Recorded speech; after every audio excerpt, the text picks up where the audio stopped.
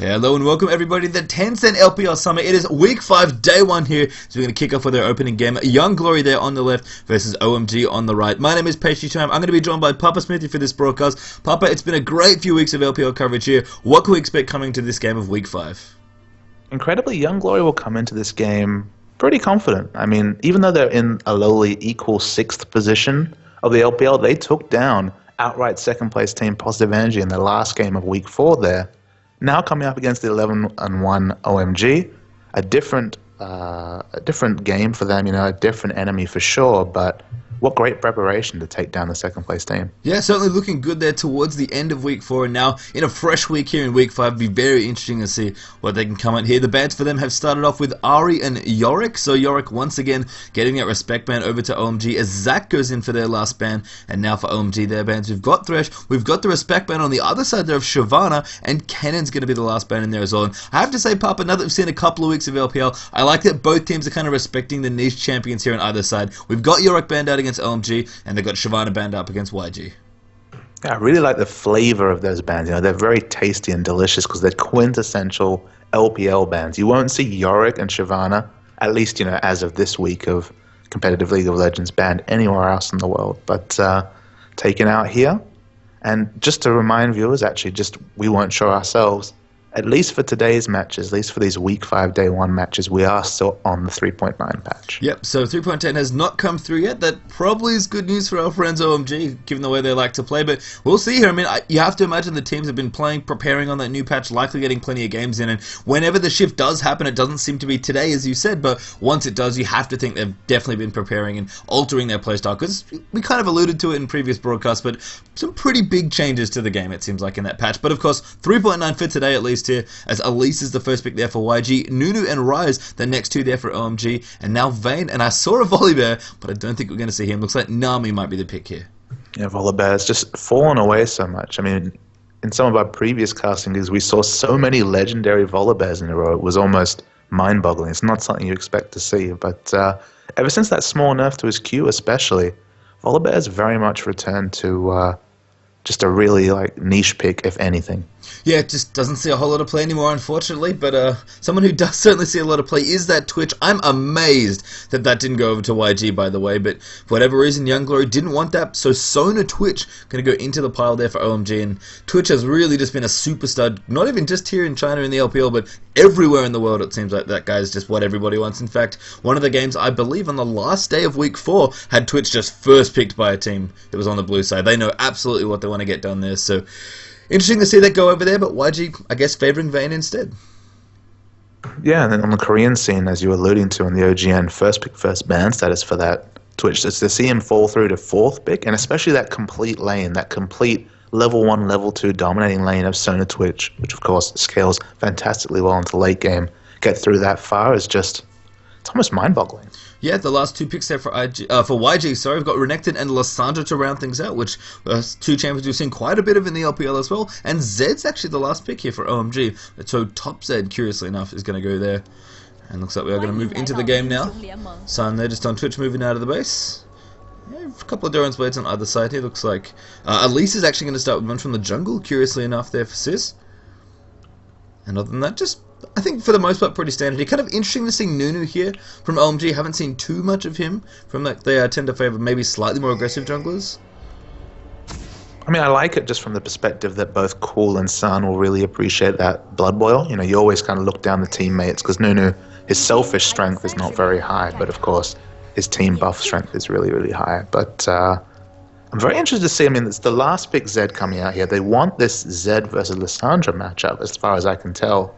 It doesn't feel like Zed should have any kill potential at any point in the game on Lissandra, who has that stasis to begin with at level 6, and then subsequent to that, probably will have the Zonias just for the potential 5 seconds of stasis. Yeah, I actually misread that slightly. I actually thought Gogoing was their mid player briefly, but no, he's their top lane player. He's going to be on Rise there, and Cool's actually going to be, of course, their mid player. He'll be on Zed, so kind of interesting to see them lane it that way. I almost expected YG, given their lane, to actually just not want a 2v2 against Twitch Sona as well, so I almost feel like OMG may have predicted a lane swap, but no team's actually going to swap around here. Everyone's going to start pretty much where they need to, or where they would normally be starting, in air quotes, because of course things things being standard these days isn't really something we like to throw around, because everybody loves to swap around, and that now has almost become standard. But looks like buffs have been started now as well, and we actually are going to have Zed up against Lissandra, as you said, and I'm a little worried for Nami Vayne down the bottom lane, I have to tell you. The interesting thing, I guess, here is that OMG had options, right? We've seen teams throw Twitch Sona into the top lane just to get the fast push on, even though heads up they, at least on paper, will crush the Vayne Nami lane. They've gone for the lane swap just so they can get that top turret, start the global gold, and then, you know, have that dragon pressure open. Instead, it's almost always been OMG's modus operandum to actually try and bully those bot lanes. You see, they always force those blitzcrank 2v2s. In this case, they picked a strong lane, and they're trying to bully out the YG bot lane. Yeah, I mean, it's almost funny to see Big Pongo and Sona, actually, to be honest, given how much Blitzcrank he's been playing. But, you know, a fresh week here for the teams. Looks like everybody's kind of swapping things around here. I mean, as we said, it almost feels like a crime that Dragon wanted to pick Vayne before Twitch there and hand that over to OMG. But that's what we've got here in this one, and we'll see how it all works out. Nothing too crazy happening, just a bit of aggression down the bottom lane for OMG for the most part. Again, trying to zone out this weak lane and doing a decent job here as the CS is finally going to come into tower. I have to say, I do like the top lane matchup here for OMG. I think they're very happy to have Ryze up against that Renekton. I mean, Renekton does have some kill pressure in early levels, and the red pot actually accentuates that. There is a lot of potential if he gets that Fury bar up to go for the red pot all in. But you're correct. After, at least at a point, if Ryze can actually get healthy, get his core items, and get going, a lot of free harass going to come out from Ryze, and Renekton will find it very difficult to close the distance. I think jungle pressure going to be a big thing here. Seen a lot of Doran's Blades out of quite a few junglers. Obviously, Loveland actually going for boot start. Very old school Nunu, it almost feels like here. In fact, he's going to spot at least, kind of running back there. There's the ping down towards the bottom lane. Could have 3v3 here coming out. Looks like at the top lane, so Otto really going to go deep with that red poker, going very, very low. And beautiful all in there from Otto in the top. Absolutely. I was wondering when we would see that red pop. Sometimes we see people just keep it in their inventories for the whole match, but that time, it got a kill. 50 gold net value there. The consumable 350, the first blood 400 gold. Kind of exactly what you predicted, Papa Smithy. Otto there, very aggressive there, managed to kind of just completely all-in go going, and that's a dead Ryze, so things are going to get a little tricky now. Ryze does have enough for his tier of the goddess, so he buys that up, but Renekton's going to go back, probably purchase some handy items for himself here. I imagine we won't see another consumable. He'll probably buy something along the lines of a ward and maybe a Doran's. Never mind, double longsword is the build here for Otto. There's actually some little factors there that might have influenced Otto's play there. The one thing you would have noticed with the biscuit here, Ryze dipping fairly heavily into the utility tree, probably 21 utility just to open up that early 10% cooldown reduction from masteries. That just means that he enters lane with less than 30 armor and very, very squishy. If he'd gotten more defensive masteries, and again I'm spitballing and speculating a bit here, but not very tanky as Ryze if you take those utility masteries, and with that red pot, just so much kill pressure coming out of Renekton. Yeah, and the first blood there goes over to Young Glory. Very nice play there from Otto. Big Pomelo actually going to get bubbled up here as well. That could be bad news. At least Cocoon just missing her. Stone to flash it out, but there's the repel. Sound's actually exhausted here as well, and that's going to be one kill. Can they make it a second? Sound's actually ambushed now as Nunu's coming through. They're going to try and make something happen here in the 2v3. Loveland, they're actually going to slump. It's a great Cocoon. Double bubble there for Love Cryby coming out, and that's Dragon going to turn that one around. Loveland, absolutely nothing he can do. But lucky to get out alive potentially as Nunu blood blows himself out there. At least gets a little low, but is able to back out there. And beautiful, beautiful play there from Young Glory. Great timing from the jungler. Just completely took over those 2 kills in bottom. And for all we call Vayne Nami a weak lane, if they can get this kill advantage and come back to lane with again, a going. Not in a happy place there. Ryze nowhere to run. Gets popped by that Q from Renekton. And YG really opening up a nice aggressive lead here. Yeah, just bad spacing coming out from Ryze here. You know, a ranged champion has that 650 range on the Q, at least for this patch, you know, before the nerfs come through. Just not playing the lane correctly and getting punished and bullied by this Renekton. And down in the bottom lane, as you were kind of alluding to earlier, just great play from Young Glory as well.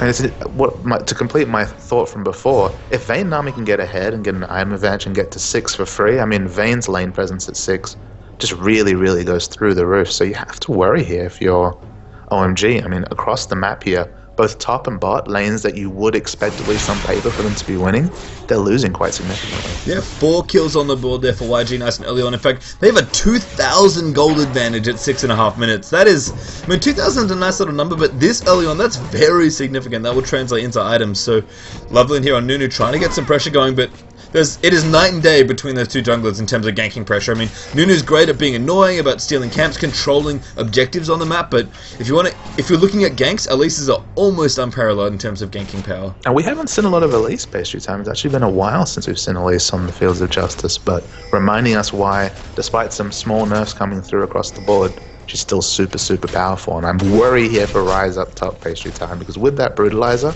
very close to true damage you have to expect. Going again to the ult from Renekton. Goodbye once more for Rise. Otto just completely feeding on going now as well. In fact, Sizz now down in the bottom lane here, going to try and get some push going. And Otto's Renekton, it all started with that run Redport. He's now up a Brutalizer as well. And that's 3 deaths in lane. No other help at all. Though now the mid lane going to come through as well. Cool, actually. Forced a flasher. A nice use of the ultimate there from Lissandra to knock off that death mark there. And, I've seen it a little bit when Zed was being heavily played. I believe also in the OG. And Kayle was becoming a more popular pick for that reason. That, you could kind of get through the death mark that way and shake off the damage. Lissandra's ult, as you already mentioned, Papa, does a very similar job that way of just being like, you know what? No, I don't think your ultimate's going to do anything right now. And with this situation in top lane, there's no point for any ganking pressure coming out of Loveland here. 3 kills, far too much of an advantage. You just need to kind of ride off that lane and help in other spots, or I guess the converse could happen. You could just 2v1, the top lane just because of that power, but Renekton pushes down the turret. Rise has no answer. Yeah, huge early advantage here for YG. The turret and the first 5 kills all going to them as well. In fact, they're close to 3,000 ahead now in this one. Cool with the blue buff, going to maybe look to rotate down towards the bottom lane. I mean, I kind of mentioned it before. Nunu feels like a slightly off character choice for OMG just because it doesn't really support the way they like to pick people off here, and it's it's definitely good at supporting someone like Twitch, so maybe they're going for the hyper carry sort of status. There's Big Pomelo going to get bubbled up in there as well. No condemn there, or no line for a condemn I should say there. There's just a bit of damage going to come through there out onto Vayne with Venom Cast plus Expunge. Otto looking to maybe even tower dive now as well. Has his almost both his summoners back up. Ignite's ready to go. If I was going, I would be very, very afraid of getting dove. And every damage trade, as you can see there, every Q, just so much damage, and he might be going in again. I think Renekton, yeah, he's going to go for it, going there. Now in the ultimate activated as well, he's forced to get himself away, but nothing he can do once more.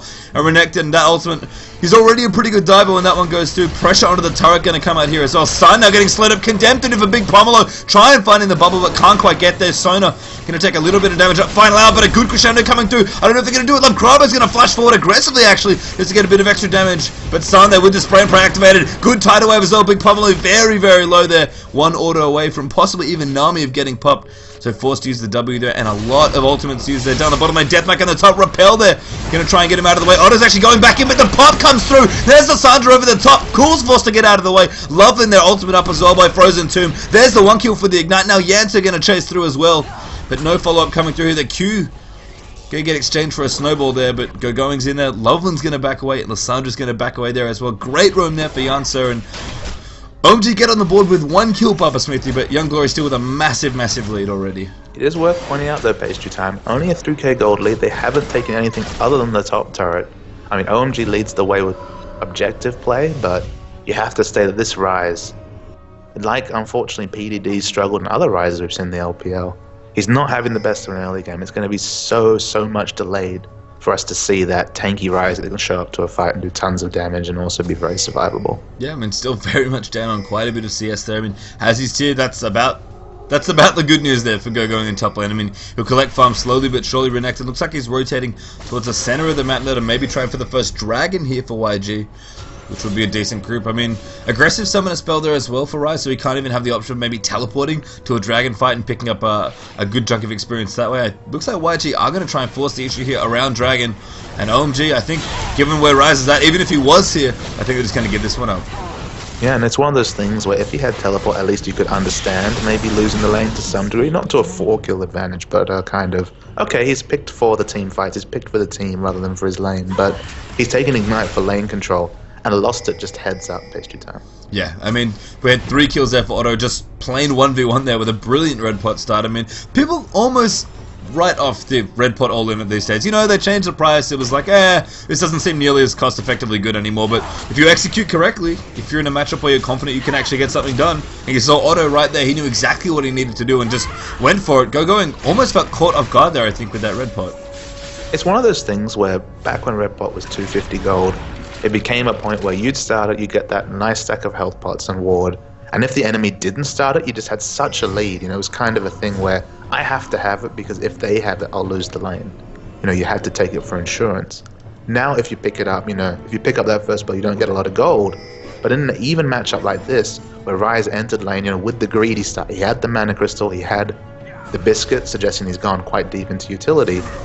He was never really going to be able to fight heads up, and he might be in trouble again. Yeah, Otto once again going to go in there, go and get a Rune Prison him up, but there's going to be another tower dive. There's the slice. Damage coming through there. Renekton now unstoppable as he picks up his 5th straight kill onto Ryze, and I believe another one. I think that's 5 Probably going to be in trouble ones. here, though, Pastry Time. Yeah, Loveland coming up with the snowball there. Cool going to dive in there as well. The Deathmark going to make things happen. That's likely to Renekton. Hexdrinker maybe makes a bit of a difference. He lives on a sliver for only a little bit, but there's the shutdown for Cool. 500 bonus gold coming out for Zed.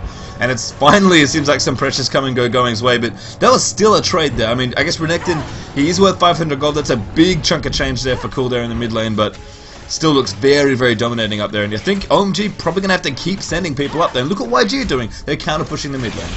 Speaking of big advantages and early player pastry time, look at this Beyonce here in the mid lane. He has a Zhonya's at 12 minutes into the game. No other items at all, but that is a huge legendary. Yeah, there's hero. Frozen Tomb. Loveland's ult's going to whip there as well. The Zhonya's still here. There's the Zhonya's coming through. Sizz there. Nice rotation. Still Sandra's going to pick up the kill and run. There's going to E away now as well. Zed's going to come through to try and pick it up. The double could come out there. Sarnak's getting bubbled up as well. Dragon going to come through here for the damage, but San very, very strong there on that Twitch. Now Love Crowbar, he's got to be a little careful. He's got his oracles. Maybe going to go down here. There's the kill for Dragon though with a big pummelo as he picks off Sona. San a little hesitant to pick the target there. Didn't quite focus him down, and now Twitch actually forced to run away here. Dragon maybe looking for the condemn. I just hear ambush activating. Cool then maybe going to get jumped on now as well. Lysandra doesn't quite pop herself over, but the damage coming through there as well coming. Cool then looks for the kill and does pick it up there. So Zed with a big amount of gold there from the last 2 kills he's got. Love Cryby actually gets the kill on Zed as the trade, so not too bad there for Young Glory, but OMG, I have to say, did not expect this in our opening game here of week 5, but OMG looked really up against it, which is not something we normally say about probably the most aggressive team in the LPL. I gotta say, the first game of every week of the LPL seems to be must-see TV. The first week, the week 3 game that we cast, we got to see the Sword of the Occult Rush Pantheon. Week 4's first day, we saw an amazing positive energy game, and so much Shyvana play. That was really the really top point of all the Shyvana craze after Young Glory had innovated that. And today, I mean, we're just seeing an upset in the making. Absolutely. I mean, it's certainly not over yet, but YG is certainly making a big statement, and they got a good early kill lead. Now they're able to rotate Otto here down towards the bottom, pick up 2 turrets for their trouble after their kill trades coming out as well. I mean, Sizzy could be in trouble. Flash Rune Prison going to come out. Repel though in there as well. I think Cool missed his deathmark. We're not too sure. Good bubble there as well, and there's the flash out for Sizz going to try and escape here. The Dragon now getting jumped on as well. The damage coming through. Force flash out there from Vayne. Still more damage coming in there as well as Love Crybo trying to make it happen. Loveland actually getting caught by a bubble. There's Yanson's going to come in. A great E into the Ring of Frost there to snare it up. In fact, I think Lysandra even flashed over the top there. And what looked kind of bad there for YG, some good exit kills coming out there as Tidal Wave tries to catch a couple of people. In fact, just speeding everybody up. Maybe enough here as Otto looks to go in for the dive there. Lysandra as well popped herself forward. But I think the rest of OMG are well and truly out of the way there. Frozen Tomb actually getting hit though in the back there side in quite a bit of trouble. Gonna get jumped on there by Elise and kill after kill after kill. Who is this team, Pastry Time? Where has this Young Glory been the whole time? They took down Positive Energy in a one-sided match at the end of last week, and now they're just dominating OMG. And where has this team come from? It seems like overnight they've become a legitimate threat in this 10-cent LPL Summer. Yeah, I mean, it's kind of funny to say it, but Young Glory right now, playing like OMG. OMG, certainly not playing like OMG in this game. And that was the same story in the World Elite game. That wasn't, in the Positive Energy, and that wasn't the Positive Energy we've seen for so long, and we attributed that to, hey, Name was a little bit off the game. They didn't feel like the communication was down well. But maybe we're just not noticing that YG really developing into a mature, smart team. Yeah, I mean, absolutely.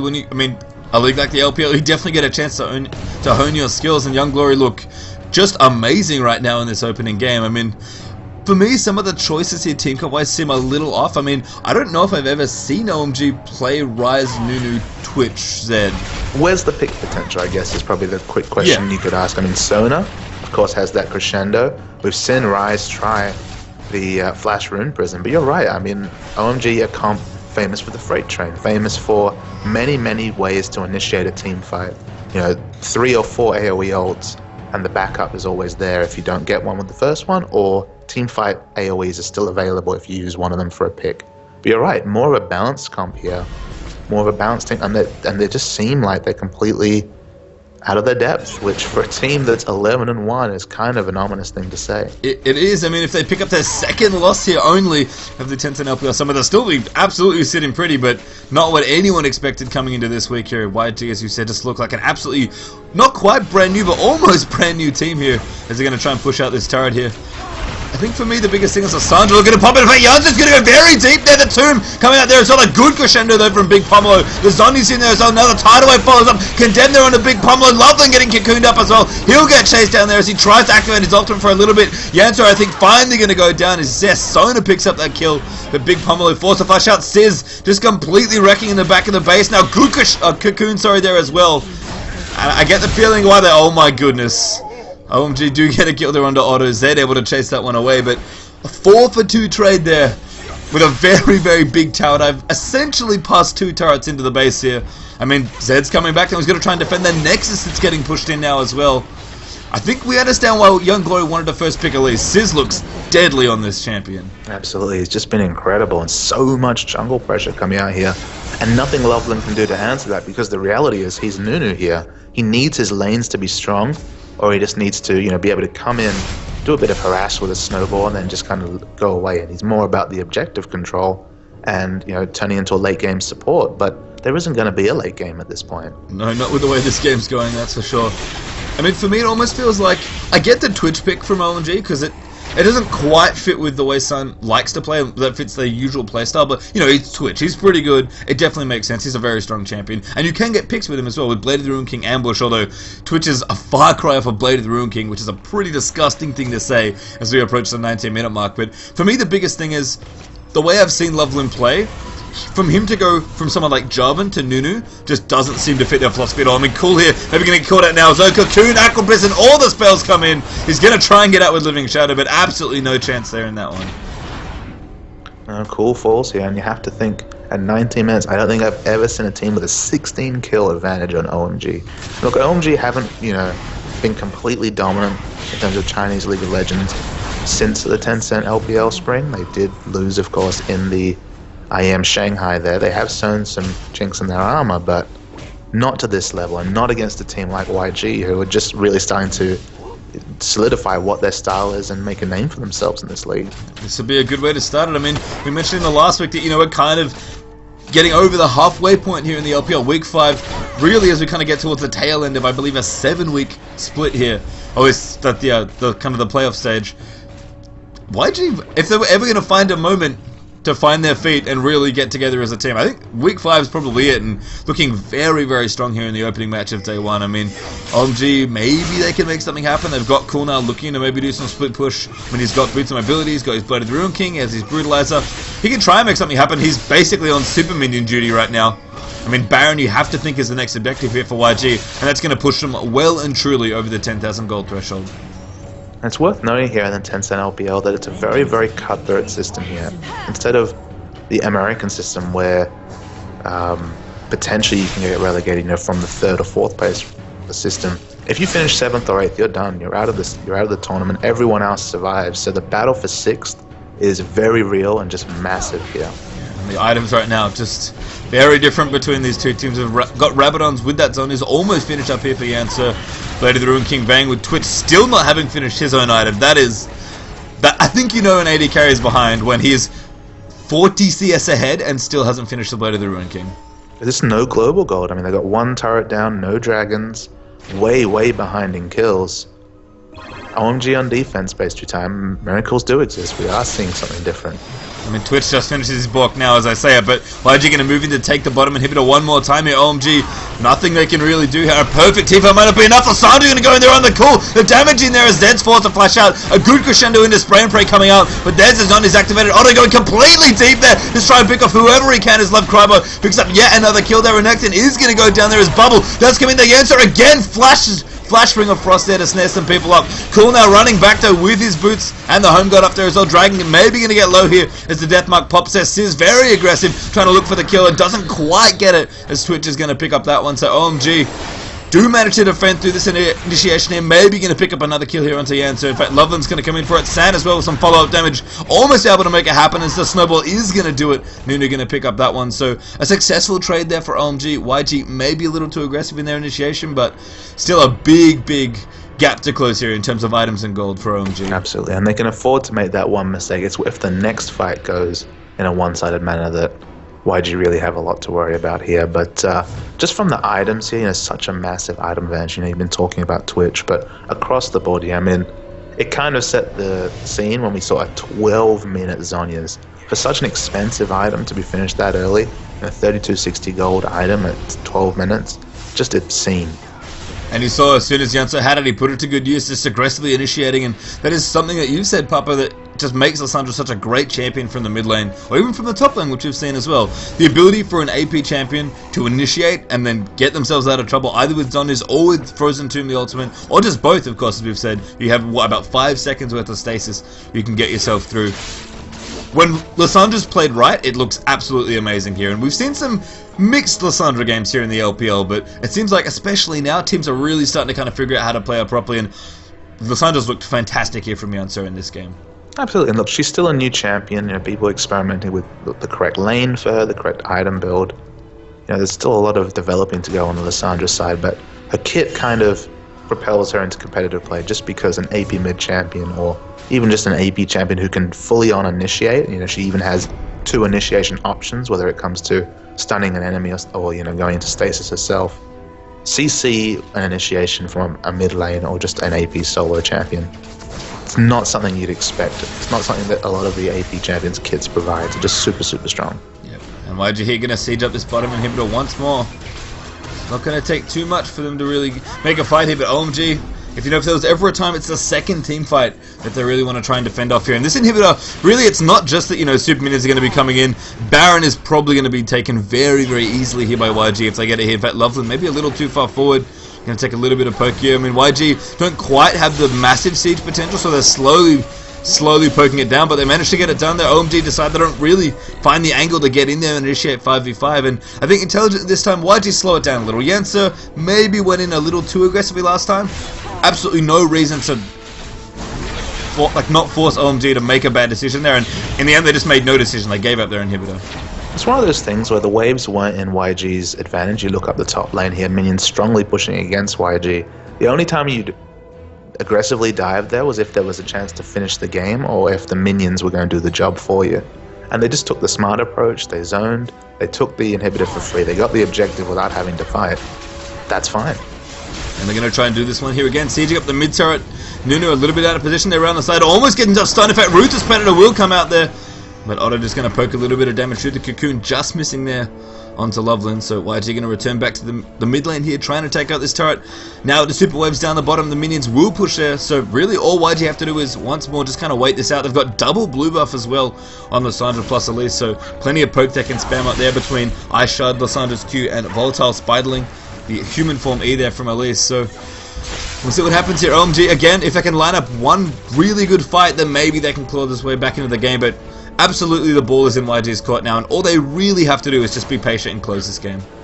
Yeah, again, I mean, the thought of maybe putting down a member top just to get the slow push going, and maybe getting Baron control might be smarter here, just because they're not the best team for sieging turrets. I mean, Vayne has that 550 range, and they have some ranged auto attackers, but they just don't have the ability to siege.